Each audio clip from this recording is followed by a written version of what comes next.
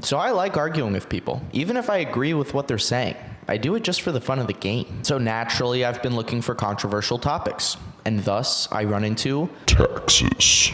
And before I start arguing that you should give your entire bank account to the government so that they can efficiently spend your money by throwing it into a fire to warm us for the winter, I should probably learn what the current laws are. But then I run into this problem, which is that two people can read the same exact law and come away with two completely different interpretations. For example, let's say that the law is to not be weird sometimes. One person might see that and think, okay, so I can take some silly family photos. And then another person might see that and think, okay, so on the occasion, I can procreate with my Toyota Corolla. So that's why I ran into the question of how do I know how to interpret a law correctly? And then I found out that the answer is case law. Not to get confused with Cole's law, case law and Cole's law are not the same thing. So case law just means that a court establishes their own interpretation of a law, and then their interpretation becomes the precedent. But then this is where it gets crazy. So courts exist within a hierarchy, which means there's quite literally levels to this.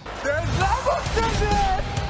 There's levels! So the only way for an interpretation or precedent to change is if someone gives an argument for why the current precedent sucks. But a lower court must follow the precedent of a higher court no matter how strong of an argument they give. You could walk into a court and be like, hey, this court up here, they're saying that 2 + 2 = 5, but I have good reason to think that it equals 4.